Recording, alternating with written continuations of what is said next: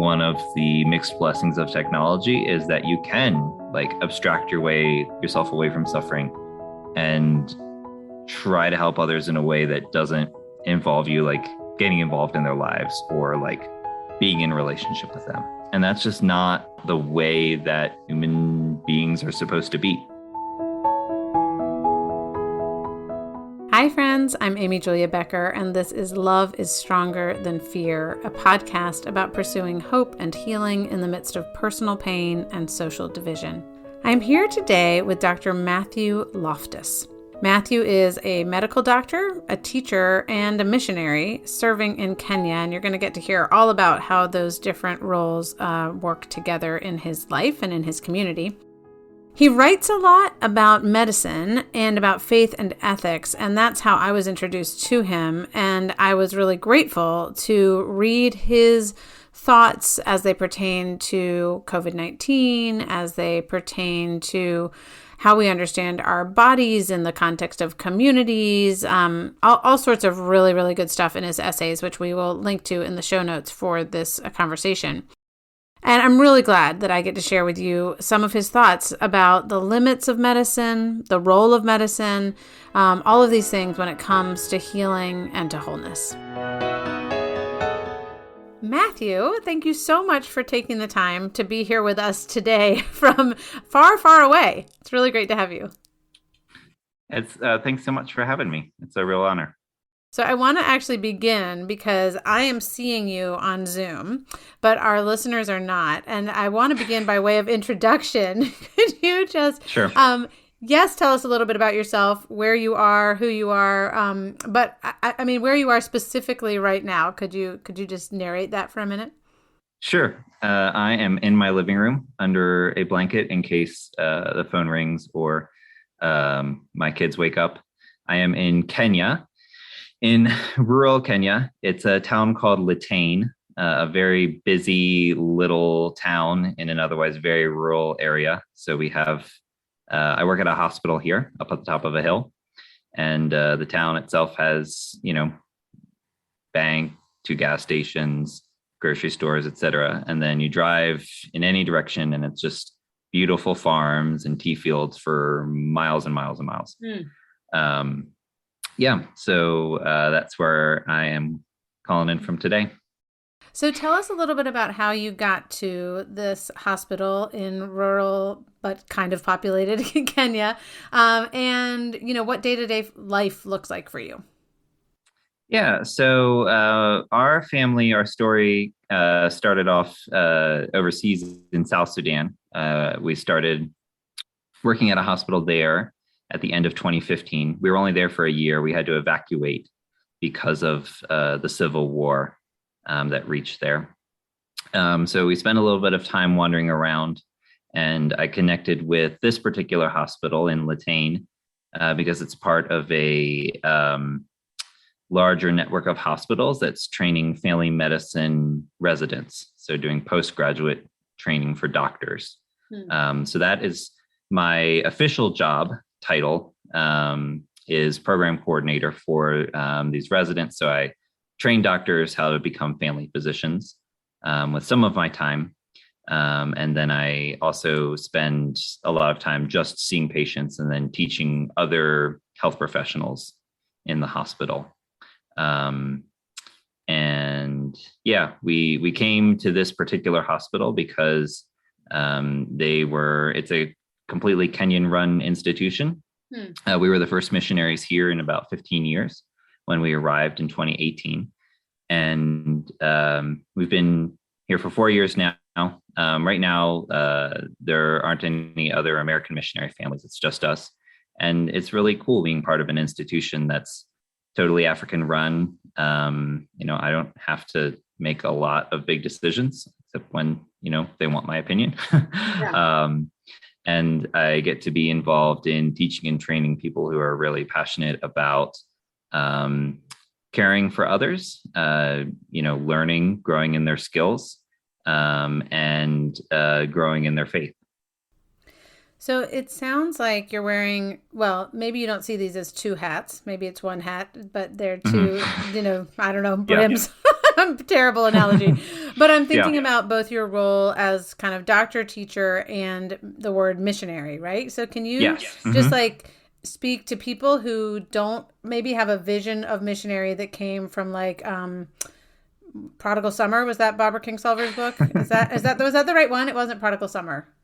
The No, it was Poisonwood Bible. Poisonwood Poisonwood Bible. Bible. Yes, yes, yes. Yes. Yeah. Like people who No, have it's that in their mind yes, when they think about yes. missionary in Africa. Like, can you Hmm. speak to that a little bit? Sure. Yeah. No, it's a little bit different than Poisonwood Bible. I can tell you that much. No pith helmets involved. Um, yeah. So, obviously there's lots of different ways that people can be missionaries in the world today. There are people who, sit behind computers in the US and they, generate um, online content for people in closed countries to engage with on Facebook. Hmm. And then, there's people who are, trying to directly work with people that have never heard of Jesus, never heard um, the gospel before. And then there's all kinds of things in between. So for us, we work at a mission hospital. It was started nearly 100 years ago by missionaries who did actually wear pith helmets. I have a picture of one of them treating a guy with a leopard bite. Wow. In my that we use in our presentations. Um, Things are a little different. So, nowadays I'm, trying to help people who, have the same, diabetes and hypertension and heart disease and all those other things, trying to train a new workforce to deal with chronic diseases and depression and anxiety and bipolar disorder and things like that.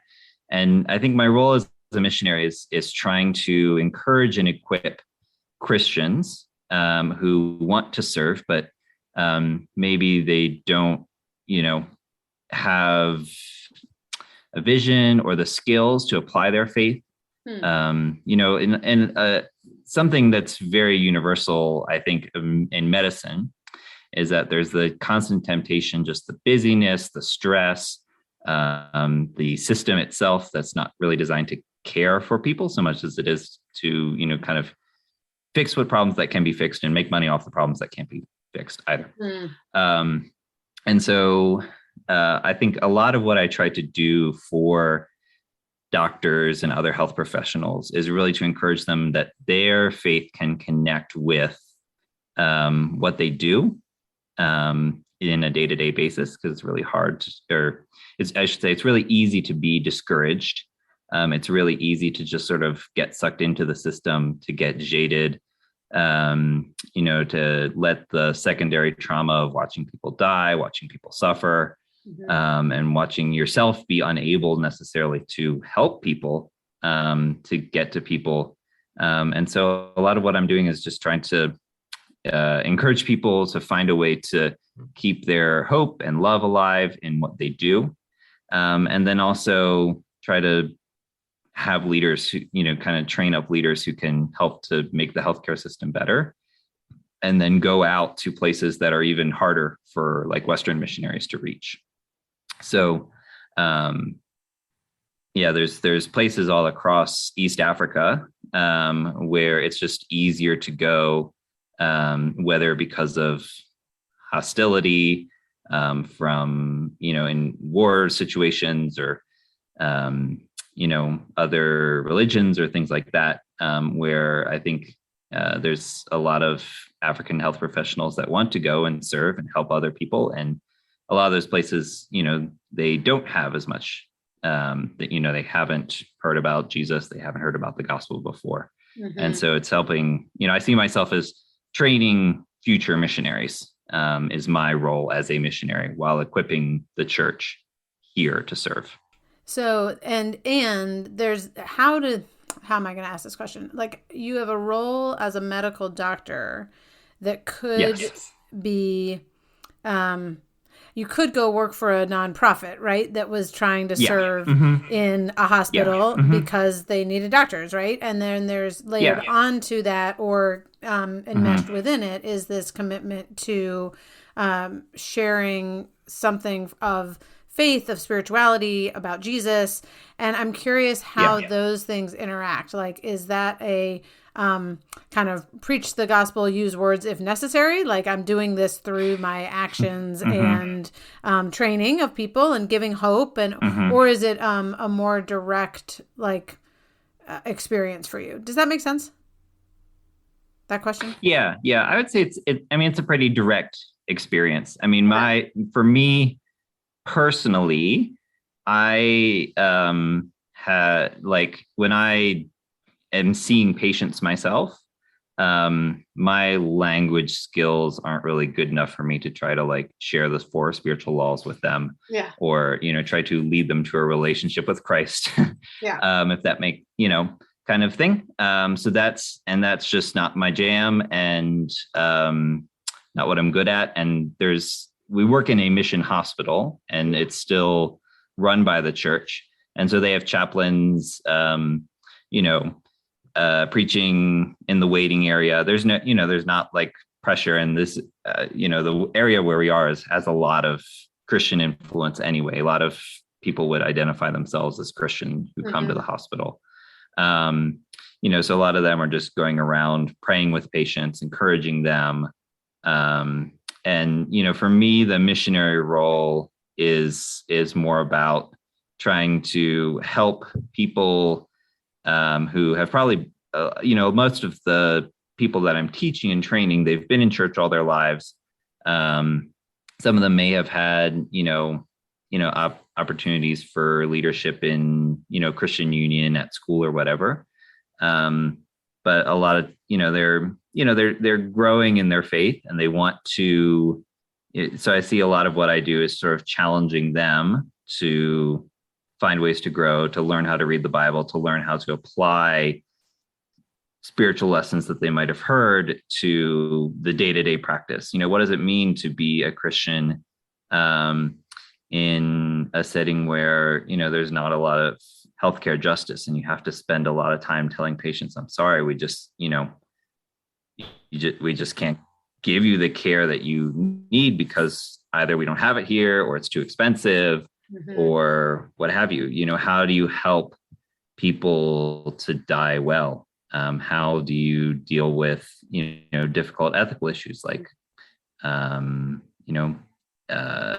families where someone is HIV positive and their partner is not?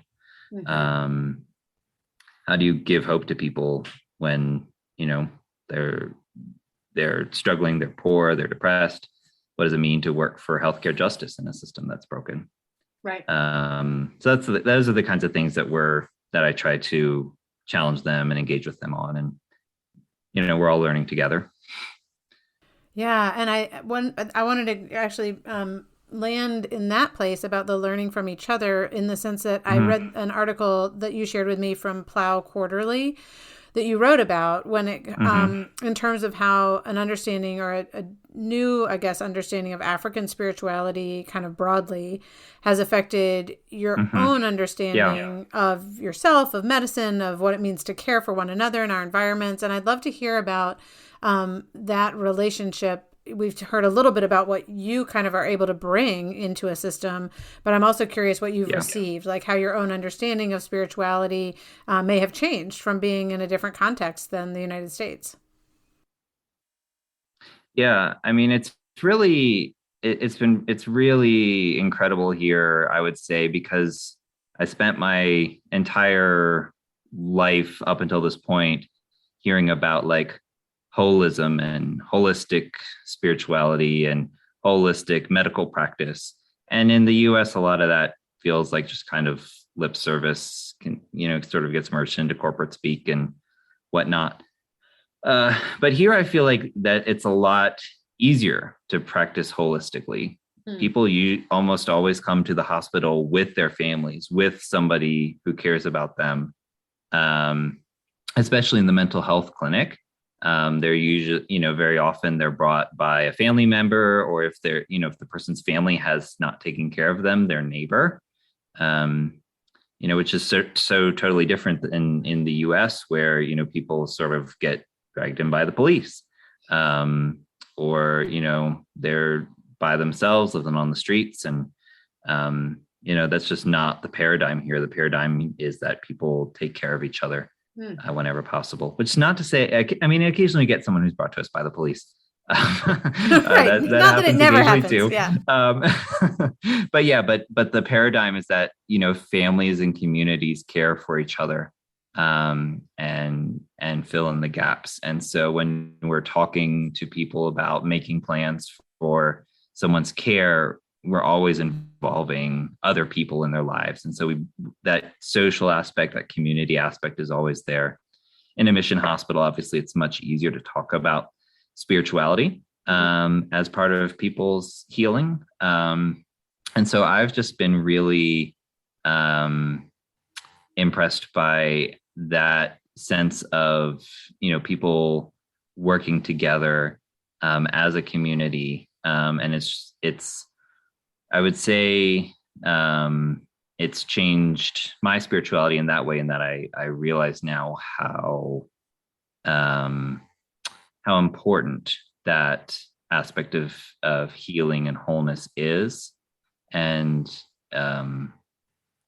it's just challenged me to look for as many opportunities as I can to integrate that in my practice, and to be relying myself on other people in my own spirituality and in my community. This is kind of a almost entirely separate, but another just aspect of spirituality that I've seen is, or a way that I have been humbled in my own spirituality, is just that, worshiping in little churches made of wood and bricks and corrugated tin roof and whatnot, with nothing fancy, just really has allowed me to focus on, okay, what's at the heart of a church service? We're singing together, we're praying together. Usually the music is, I honestly I've come to prefer a cappella singing in church, because the alternative usually is a keyboard attached to a speaker that's too loud, using one of those, fake drum tracking things that you can use, that your kids can mess with on the keyboard. Sometimes people will even play one of the set songs on the keyboard, and then the chorus don't always match with what we're singing. Oh, no. And in that moment when I'm, just trying to listen for, the voices of the people that I'm with and hear them over the keyboard, it helps you to focus on, okay, so what I come here to church for is I come here to hear the voices of the people that I'm with. I come to hear the word preached as simply as possible. I come to, take the body and blood of Jesus in communion. And, that's what's most important. I love just that in both of those instances, though, that sense of being not as individually paying as much attention to yourself as an individual as yourself in a community and in relationship to God, but also in that sense of, the picture of like the neighbor coming with the person with mental illness to the hospital, or just the picture of the person standing next to you and singing. In either case, that sense of, I think often in an American context, even when we talk about holistic healing, we're usually talking about that within the individual, mind, body, spirit. And not even including this sense of like community and society as an aspect of healing. And what I heard you saying was kind of all of the above, and really with an emphasis on that relationship outside of yourself with other people and with God. Yeah. I'm curious. One of the other pieces I read that you had written for Mere Orthodoxy was one that came out at the beginning of the COVID-19 pandemic. So I think over 2 years Mm-hmm. ago. And you were writing about, well, the place that I really focused was your writing about suffering. And I thought before Mm-hmm. I have a quotation from what you wrote, but before we get there, could you Mm-hmm. explain the Baconian project? Because that's Uh, a reference that's not going to make sense to a lot of people. So if you could explain that, and then I'll quote you. yeah. So the Baconian project is based on, Francis Bacon, and one of his big ideas was, okay, God has given, at the very beginning of the Enlightenment and scientific revolution, God has given us science so that way we can relieve suffering. And, on its face, this is a very good thing. And this is what, I went to medical school for and spend most of my day trying to do, giving people better living through chemistry and whatnot. Mm-hmm. But the problem is that there's a lot of suffering in our lives that can't be relieved by science or technology. And there's some suffering in our lives that maybe science and technology could relieve, but in order to do so, it causes problems, either ethical problems, like using stem cells. I mean, that's a more controversial one. A more obvious one is, I think everyone can agree on, is like taking organs from prisoners, Right. that are being executed. That's not a good thing. Mm-hmm. People, using, you know, altering their bodies, in, really dramatic ways. I think, is another controversial one, but one that has a lot of really bad effects.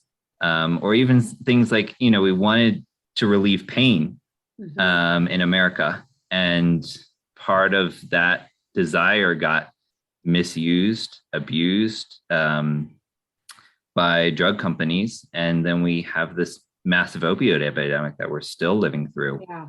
where people they wanted to relieve pain, they wanted to relieve suffering. But because not all suffering can be relieved, and not all means to relieve suffering should always be used. Mm-hmm. It causes problems. And so the Baconian project just sort of refers to the idea that, like, anytime science and technology gives us the opportunity to relieve suffering, we should take advantage of it without consideration for those other things. And it's sort of you know, it's just kind of an impulse that drives a lot of medical practice and research and stuff like that. And sort of unchecked, it leads to many of the problems that I described. Yeah, so I'm just going to quote you for a minute. Thank you so much for that background. And so Mm-hmm. this is from the article I mentioned in Mere Orthodoxy. The right science, applied by the right people in the right systems, will adequately relieve human suffering. Kind of another Mm-hmm. Yeah. definition of the Mm-hmm. Baconian problem.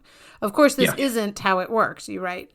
Having shaped our imaginations and narrowed the horizons of what we think is good, the Baconian Mm. project wreaks havoc in three different ways: lashing out with violence against suffering that it cannot relieve, mocking suffering that may not be meaningless, and reshaping our understanding of how to deal with suffering. In all of these, it takes the human condition and its limits as bad things that we ought to use technology to break, rather than wisdom to remain within. There's so much in what you wrote that is worth unpacking there. But I will give you kind of a broad question, is just that I think one of the things, having just written a book about healing, that I have really wrestled with is how to place and like position suffering within a wider narrative of healing, particularly from a Christian perspective. The easy and wrong way to approach this is to say, if you have enough faith, you will be healed. If you see the right doctor, you will be healed. Like, suffering will be alleviated, whether that, I think in the Baconian project, is through technology, as long as we keep working hard. And I think there's almost a like spiritual version of that, which says Mm-hmm. if you pray hard enough, or if you have enough faith, Right. or if you, right? Like, and in both cases, I think that's wrong. Mm-hmm. However, I also think that there are things that we can do and participate in that will relieve suffering, and that's good too. Like, it's not as though we want suffering. Right. But what you're saying is also like alleviating suffering at whatever the cost is also not good. So I Right. guess, how do you think about the role of suffering, especially as when it comes to this question of meaning and Mm. purpose? And have you had any experiences that have changed or affected the way you see that? Yeah. Yeah, it's a tough thing, and that's one of the things that I really appreciated about your book is that it brought all, it really showed all the different kinds of perspectives that we can have on suffering within the Christian faith. Mm-hmm. And, because I don't, there's not one simple answer, right? Like some suffering is inevitable and has to be endured. And in that endurance, we reach out in faith to God for his comfort and for his sustaining, Mm-hmm. um, and to other people. And as we come together and mourn together, we, that's part of being human, is feeling that sorrow together. Some suffering is uh, given to us in order that we might grow. It's kind of the struggle that makes us stronger. Mm-hmm. um some suffering is bad and apparently meaningless, and we fight it. We just have to rage against it. It's why we we push our healthcare professionals. I say we kind of push ourselves to find, to study hard, to work hard, to put in those long hours, because we want to push back against suffering that we can relieve. And then some suffering is inflicted because people are on themselves or on others, because people are foolish, sinful, unjust, those kinds of things. And that's also some, but those kinds of suffering are a lot harder to root out, because it's not like you're just sort of battling against nature. You're battling against human beings and their own desires and frailties. Yeah, and that what you were just saying at the end there, in terms of that sense of like suffering that we inflict upon one another and sometimes upon ourselves, Mm-hmm. for sure. But it brings me to another essay you wrote for Plow about food insecurity, and you were just writing about the ways in which we need to care for one another. And again, I think an American individual perspective, although I think we've seen this more with the pandemic over the past couple of years, still that sense of membership in one another and understanding, especially for people who are Christians, this analogy, although I sometimes wonder whether Paul did not mean it so much as an analogy as we take it to be, the body of Christ. Like, I think there's more, I think we should be more literalistic about that than we are, honestly. Sure. But anyway, you were just saying that if one part of the body is suffering from, this is a quote, too much obesity, diabetes, and high blood pressure, should we not ensure those brothers and sisters are cared for as friends and neighbors and share our table with them? And I'm just thinking back to what you were just saying about the suffering that we inflict upon ourselves and upon one another. And then on the flip side of that, the capacity we have to alleviate that suffering not through necessarily, maybe through some medical program, but maybe through Sure. a different social system. And I'm thinking back again to even what you were saying in the beginning as far as your role in teaching about justice and what does it mean to work within a broken or an unjust system. And so I'm curious to hear what the relationship, I guess this is, I'm thinking about the relationship between that particular suffering that we inflict upon one another and Hmm. healing. And whether you have any thoughts on for, the rest of us kind of out there seeing the problems in the world, seeing the injustices, whether that's in Sure. a healthcare system or in a global food system or whatever it is. What Right. does it mean for us to be participants in healing instead of either ignoring the suffering or participants in, perpetuating that? Right. Right. Yeah. No, it's a complex question because you have people, I think, on every side, and part of the way that our systems work is that they hide the ways in which our consumption can hurt other people. And it also makes it just about like there's no there's no pure way to live anymore. You can't anything you do just you're perpetually making compromises. And that's one thing I feel like living a life overseas has helped me realize is that even in a career, a vocation focused on helping the poor, doing good, like I constantly have to make compromises that are difficult, that I don't want to put in my newsletter that I send out to supporters and whatnot. Mm. um, just because it's not pretty. um, and so accepting that and working through that helps me to see, okay, so like just I have to find the things that I'm doing that are worthwhile, that are helping others to be healthier, and you know let as long as that is active, and it's I'm making an appropriate amount of sacrifice for them, like that's as far as I can go. There's no perfectly intersectional whatever way to go about it.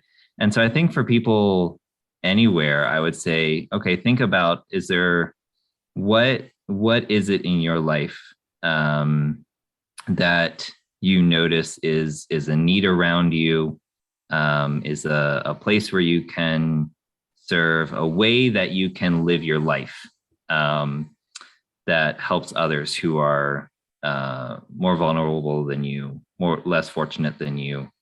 Um, and there's lots of different ways to do that for lots of different people. And I think if everybody just said, okay, I'm going to do this, I'm going to find some group of vulnerable, hurting people, and I am going to give and find a way to help them, in relationship with them, until it hurts me a little. Um, I think I think the world would be a better place. I think it doesn't have to be much more complicated than that. Um, Emphasis on the in relationship part, because that part is messy and difficult and complicates things. But it also, I think, is ultimately more rewarding and meaningful in the long run, because it allows you, as the person who has, obviously most people, I think, listening to this podcast would have some degree of money, privilege, whatever. It gives you, the opportunity to be shaped by whatever it is that you're trying to do to help others. Well, and that's where I'm going to circle back to you just saying, like, until it hurts a little bit. So Sure. what's the, like, why include that in the kind of prescription for what might be, a way forward? Oh, well, weren't we just talking about how suffering is good sometimes? Yeah, well, I mean, in order to be, um, it, Jesus came and was with us and suffered among us and with us. And so I do think that is in some ways a model for a prescription for how we serve others, especially if we're trying to do it with him, for him, in his name. Um, and I think in many ways, I think we would prefer giving and helping in ways that don't hurt at all. Yeah. And I think that um, one of the mixed blessings of technology is that you can like abstract yourself away from suffering and try to help others in a way that doesn't involve you like getting involved in their lives or like being in a relationship with them. Mm-hmm. And that's just not the way that human beings are supposed to be. You're making me think about how, so like on the one hand, I might say, instead of getting involved relationally, I'm going to give money. Mm-hmm. And that doesn't hurt, right? I mean, because that in some ways it is that in relationship part that is where the risk of hurt, and that hurt might mean like I actually get hurt feelings, like there's a relational hurt that's happening here, but it also might be hurt in the sense of like inconvenience, like it just takes more time or it takes more energy, emotional energy. I don't have that, whatever. But there's this irony that also in choosing to protect myself in this imagined scenario that we're talking through by just giving money and not being in relationship, I am ultimately incurring a different hurt by being cut off from whoever it is, that we're talking about here. And so, and that's almost a passive hurt, and it's not necessarily one that I'm going to know that I've inflicted, but, as you know, and I've kind of written about like that sense of cutting myself off, not even necessarily knowingly, from people who are more vulnerable than I am, because I've been born into a position where I can do that. I can, without even thinking about it, cut myself off from people who are more vulnerable and feel as though that is a positive form of self-protection. Certainly something that allows me to be more productive and efficient in my life. And yet, when I was kind of thrust into a world through a child with a disability of greater vulnerability, there was, I think, more propensity for hurt of a certain type that came with it. And yet also this invitation. And essentially, this is where I think underneath both those words, the relationship and the love and the hurt is love. That if the motivating and animating factor is one of love, there will almost certainly be hurt incurred because of the brokenness of our world. And yet that's also not where everything won't be defined by that hurt. It will be defined by that love, I think, in the end. Yeah, I agree. And I think in many ways that sort of relationship, like the one you've described in your family, I feel like in many ways is sort of paradigmatic for how the closeness and the intimacy allow for just this a deeper a way of helping that is just incommensurate with any other way of loving somebody, of giving to them, and also the reciprocal, like just the whatever, however you want to qualify or explain, describe what you have received in that relationship that you may not have received in any other relationship, is just,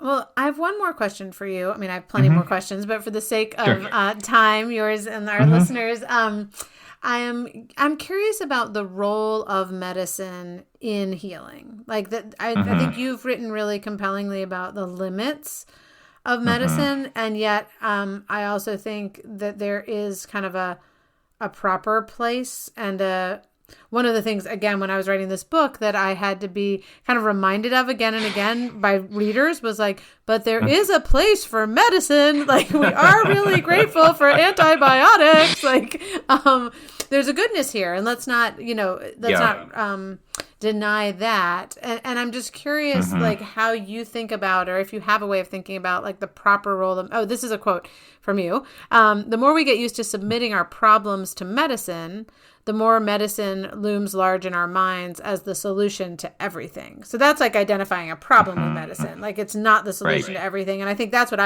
one of the things I was trying to do in the book was Yes. to say, like, if we think that we just need to go to a doctor in order to get fixed, we're going to like miss so much of the healing that's available to Oh us yeah.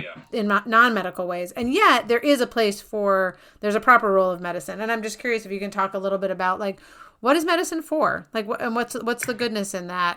Since we have, I think, named some of the problems with it.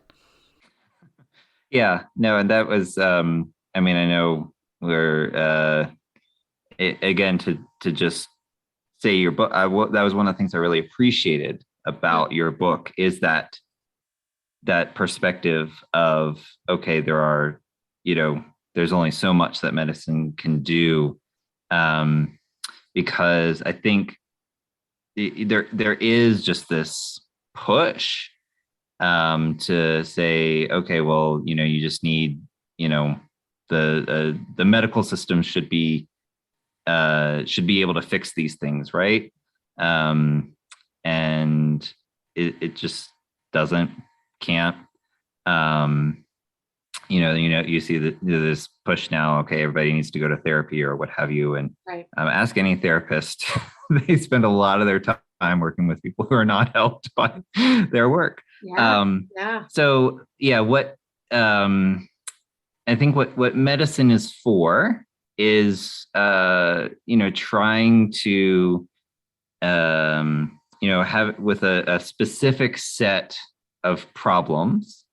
It is able to do everything from completely reverse Mm-hmm. certain problems to providing people with suggestions, ideas, possibilities Mm-hmm. for um, a small amount of comfort along the journey of life. Mm-hmm. And it's sometimes hard to know which is which. So it's always, I feel like medicine is kind of like a place to start if you have a problem with your body. But just, because, you do want to talk to somebody to check and make sure, okay, is this one of those things that can actually be fixed 100% by a surgery or medicine or what have you? But, there's some things that obviously it is terrible at fixing, makes things worse. Mm-hmm. And other things that, it's limited in its scope. Medicine is for helping us to live in our bodies in a way that is more conducive with our flourishing. Oh man, I used the F word. I think it's the first time. That's all right. We can have one Okay. flourishing. Yeah. Here at the end. Yeah. Yeah. It's just, it's help. It's, I think a lot about Gilbert Melander. He talks about the arc of life Mm-hmm. and how everybody has this arc of life that starts off, in complete dependence and ends in complete dependence and death. And everybody has a differently shaped arc. Mm-hmm. And medicine is, I feel like, mostly about helping people have smoother arcs one way or the other. It's keeping you from like totally falling off, due to some accident or, severe sudden illness. But it's also helping people, meet death in a way that is conducive with light. I don't. Yeah, I'm words are sort of disappearing. But I'm thinking about but helping people to meet death in an appropriate way, and like medicine in a good way, in the best way possible. Right. I'm thinking about medicine as a servant of some larger purposes of human life. And of human flourishing, to use that, but truly, as opposed to as opposed to it being a solution to problems, like it can solve problems, and yet, at the same time, that sense of being able, the freedom that can come from putting limits on what medicine can do in terms of saying there's a lot more. And one of the things I've also been really struck by is the way in which medicine can be a really helpful interruption to pain, but often not a long-term solution to pain, where it can say, okay, medicine, my friends who've gone on antidepressants, which has just stopped a cycle of thinking or believing that has allowed them to do some work on a more emotional and spiritual level, to the point where the antidepressants might continue to be in their life, they might not, but they were the interruption. They weren't the solution. It was the other work that was the solution. And I think that can be true even with physical pain as well, where my friend who just had ACL surgery, she needs painkillers in part so that she can start doing the actual physical work to restore her knee, and not just to take the pain away. Anyway, I just appreciate your, as someone who's very much within the field of believing that like there's a place for medicine and for hospitals and for doctors, and yet also saying that there's a real deep importance to understanding the limits within the context of what it means to bring a broader and deeper healing into the world. Yeah. No, I like that phrase of it's a servant to other things in our life. It's a way of